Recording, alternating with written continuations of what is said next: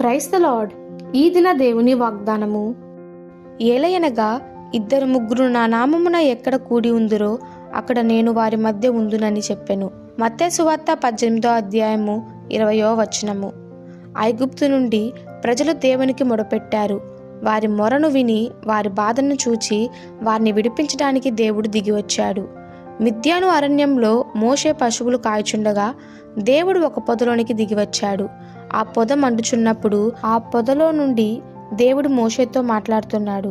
ఇశ్రాయేలులను విడిపించుటకు మోషే నాయకుడిగా సిద్ధం చేసి పంపించాడు. తన ప్రజలను రక్షించడానికి పరలోకం నుండి భూమి మీదికి దిగివచ్చాడు. ఆయన దయగల దేవుడు.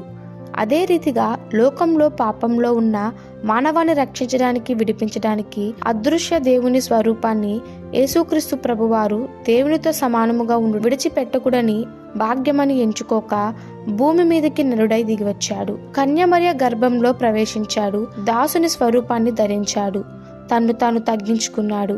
ఆదియు అంతమై ఉన్న దేవుడు, సర్వ సృష్టికి ఆది సంభూతుడైన దేవుడు, సమస్తానికి ఆధారభూతుడగు దేవుడు. ఆయన సర్వశక్తిమంతుడు. ఇది మహా అద్భుతము. ప్రజలను పాపం నుండి విడిపించడానికి పాప శరీరం ఆకారంతో దిగివచ్చాడు. పరలోక రాజ్యాన్ని గురించి, ప్రేమను గురించి, తండ్రిని గురించి ఎన్నో విషయాలు బోధించాడు.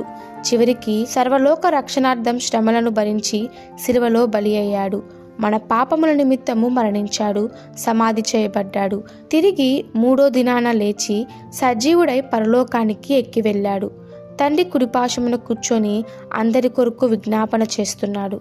మనం ప్రార్థించినప్పుడు ఆయన మన వద్దకు దిగి వస్తున్నాడు. ఆయన ప్రసన్నత మనతో కూడా ఉన్నది. అందరి కొరకు విజ్ఞాపన చేస్తున్నాడు. ఏలయనగా ఇద్దరు ముగ్గురు నా నామమున ఎక్కడ కూడి ఉందురో అక్కడ నేను వారి మధ్య ఉందునని చెప్పెను. ఆయన మన కోసం దిగి వచ్చాడు. మనల్ని రక్షించడానికి వచ్చాడు. ఆయన్ని అంగీకరిస్తున్నామా లేదా తృణీకరిస్తున్నామా? ఈ దిన దేవుని వాగ్దానము మనందరి జీవితంలో నెరవేరలాగున ప్రభు కృప మనకి తోడై ఉండునుగాక.